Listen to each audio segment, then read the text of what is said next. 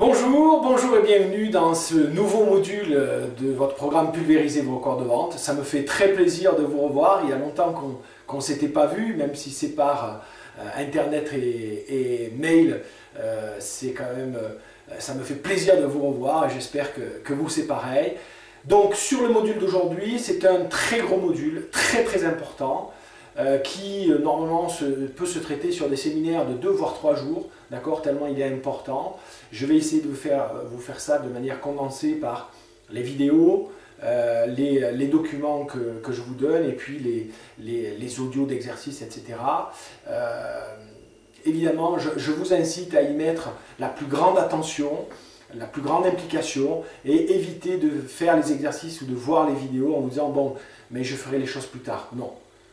Éteignez cette vidéo s'il le faut, mettez-vous à disponibilité complète pendant une demi-heure, 3/4 d'heure, peut-être même 1 heure. Ça peut valoir le coup parce que ce module peut véritablement changer votre vie. D'ailleurs, c'est la question qui vous est posée en introduction, c'est qu'est-ce qui peut influencer la qualité de votre vie, la qualité des résultats que vous obtenez.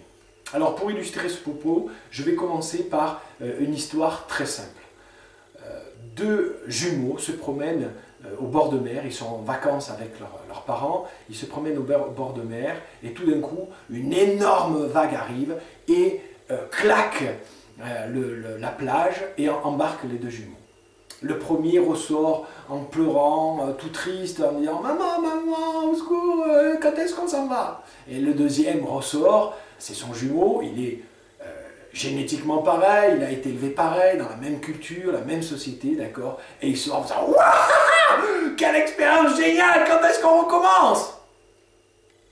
La même réalité, la même expérience entraîne 2 résultats complètement différents. D'accord? Alors, qu'est-ce qui influence la qualité de notre vie, la qualité des résultats que nous obtenons? Eh bien, on va ici l'exprimer par R. D'accord? La réalité ou la qualité des résultats que j'obtiens est influencée par quoi? Elle est influencée dans un premier temps par les actions que je pose. D'accord? Il est clair que si je veux obtenir de bons résultats sportifs, ok, eh bien si je pose des actions de bonne qualité, les bons gestes, et que je m'entraîne beaucoup, il y a des chances que j'obtienne des résultats de qualité. D'accord? Et donc, qu'est-ce qui influence la qualité de nos actions? Eh bien, ce sont la qualité des émotions que nous vivons. D'accord? Soit au moment d'agir, soit au moment de nous préparer, de nous entraîner. Donc, si je suis en confiance, je suis plein d'énergie, je suis tonique et dynamique, j'ai envie de m'entraîner, j'ai envie de réussir, et au moment crucial, eh bien, je pose le bon geste au bon moment. Donc, les émotions que nous vivons influencent les actions qui influencent les résultats. Et ce qui influence la qualité de nos émotions sont nos pensées. D'accord? Si je pense que je suis doué, je vais garder l'exemple sportif, mais que je suis doué dans un sport, d'accord? Je suis doué en sport, voilà. Bon, je suis donc plutôt en confiance, et même si je commence un nouveau sport, par exemple le ski nautique, j'en ai jamais fait, mais je pense que je suis doué en sport, je vais y arriver avec une certaine confiance, un certain enthousiasme, une certaine envie. Je vais poser des actions, déjà de mieux écouter, de mieux m'appliquer à faire les choses, d'accord, d'être plus tonique, et je vais obtenir un résultat, d'accord, un résultat que finalement je me débrouille pas mal. Et puis, eh bien, ce résultat va confirmer que ma pensée que je suis doué en sport. Vous pouvez remplacer la même chose, d'accord, c'est un bon exercice que je vous invite à faire sur la pensée que vous avez a priori, d'accord, sur est-ce que les gens avec qui vous êtes sont plutôt bons, essaient de vous aider, ou est-ce que c'est des gens qui essaient de vous avoir? Quel impact cela va-t-il avoir sur les résultats que vous obtenez? D'accord? Vous pouvez également faire le même travail sur votre pensée sur la vente. Qu'est-ce que nous indique ce schéma? Et le petit exemple que j'ai dit tout à l'heure, c'est attention à votre vision de la réalité. D'accord? Souvent les gens me disent « mais non, mais je ne suis pas pessimiste, je suis réaliste ». Pour moi, ça ne veut rien dire être réaliste. Ce qui m'intéresse, c'est qu'est-ce que je fais de l'expérience que je vis. Soit j'en tire un système de pensée qui me stimule, qui me fait réussir, d'accord? Soit j'en tire un système de pensée qui me limite. On appelle ça un système de croyance. Qu'est-ce que c'est qu'une croyance? Une croyance, c'est une pensée qui a un très haut niveau de certitude. Il y a des choses, je pense, comme ça, etc. Et puis, une croyance a un niveau de certitude très élevé, donc un niveau d'influence très élevé. Et on va voir tout à l'heure ensemble que plus cette croyance est relativement inconsciente, plus elle a un impact et une influence sur la qualité de vie que j'ai. Alors, donc aujourd'hui, à partir d'aujourd'hui, soyez vigilants sur votre vision de la réalité, d'accord? Parce que, en fonction de votre système de croyance, de votre système de pensée, eh bien, vous allez faire quelque chose de cette réalité qui est stimulant ou quelque chose qui est limitant. D'accord? Et dans ce module, on va apprendre à renforcer et stimuler les croyances limitantes et à limiter, voire vous débarrasser, désamorcer en tout cas, les croyances qui vous limitent parce que ça a un réel impact aujourd'hui dans vos résultats. D'accord? Les petits autosabotages, j'oublie le document crucial juste là, j'ai pas envie, ce matin j'ai prévu ça, mais j'ai pas envie, je ne suis pas dans l'énergie de faire. Ne cherchez pas d'où ça vient de votre système de croyance. Donc, étudions d'abord l'origine, d'accord, de ces croyances, parce qu'en connaissant l'origine, vous allez savoir comment elles se construisent et donc comment les désamorcer. L'origine de notre système de croyances, c'est en fait des références. Si j'ai une fois une référence qui me fait dire que cette croyance est vraie, eh ben, ma croyance a un niveau de certitude peu élevé. Mais si j'ai plusieurs références qui me font dire que cette croyance-là est vraie, eh bien, mon niveau de certitude va augmenter. Et si vous avez compris le cercle que j'ai dit là, c'est que plus mon niveau de certitude va augmenter, plus je vais m'arranger inconsciemment pour que les expériences que je vis, confirment ce niveau de certitude. Donc, la première origine de mes croyances, d'accord, de mes pensées fortes avec un haut niveau de certitude, eh bien, ce sont les expériences que je vis. D'accord ? Je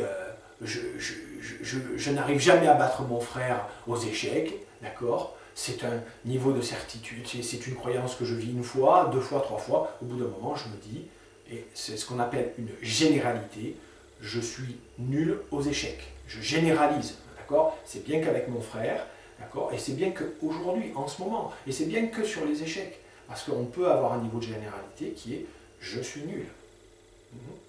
Je peux avoir une mauvaise expérience avec une femme, d'accord? Et puis peut-être une deuxième, et puis commencer à me dire que toutes les femmes sont nulles, ou tous les Français sont des râleurs, ou tous les commerciaux sont des gens qui cherchent à arnaquer les autres. Vous voyez, hein, par mes expériences, je vais faire une généralité de mon niveau, de ma croyance. Alors, le deuxième point, la deuxième influence, d'accord, qui va augmenter mon niveau de certitude, bien évidemment, ce sont mes tiers privilégiés. D'accord? Qu'est-ce que c'est? Eh bien, c'est ma famille, c'est ma société, c'est des professeurs, sont des coachs ou des formateurs, des gens que j'estime être référents, d'accord, de la littérature, de la culture, qui me disent certaines choses. D'accord? Que penser votre famille, des gens qui réussissaient ou des gens qui faisaient votre métier, ou le rapport avec l'argent, etc., etc.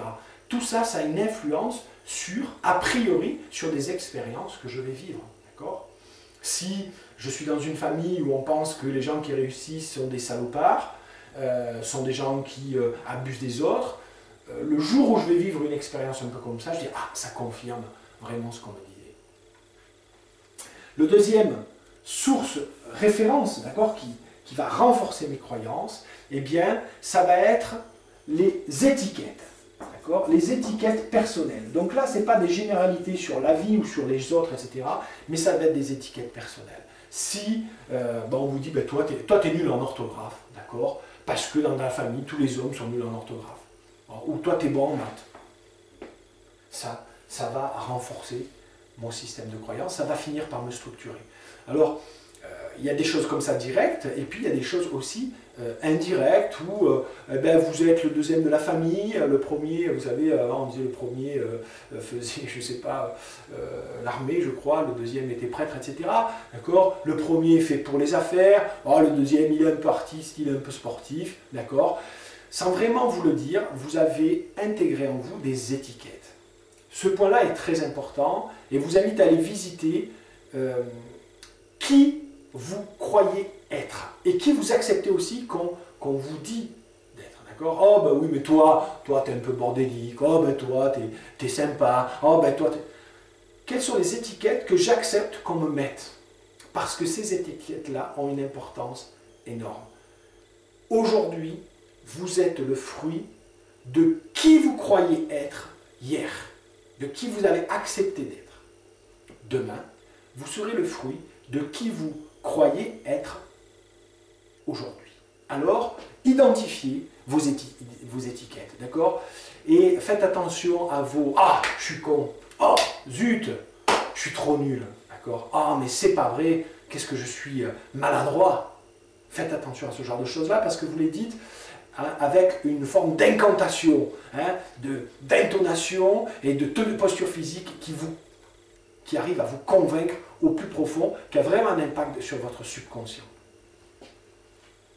Le dernier, et vous voyez que donc on a l'origine de nos croyances, 4 origines, nos expériences, nos tiers privilégiés, nos étiquettes, et puis, bien sûr, ce qu'on appelle le 7e pouvoir, d'accord? C'est-à-dire votre environnement.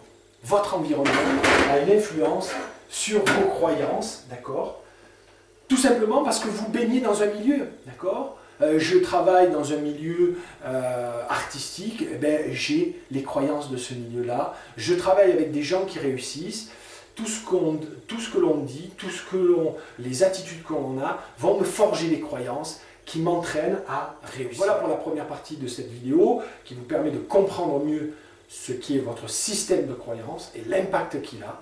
Nous allons voir maintenant comment remplacer vos croyances limitantes et vous renforcer vos croyances stimulantes. Ce qui va avoir un véritable impact sur les résultats que vous obtenez sur la vente et sur, vous allez voir, les actions que vous faites pas pour avoir ce résultat.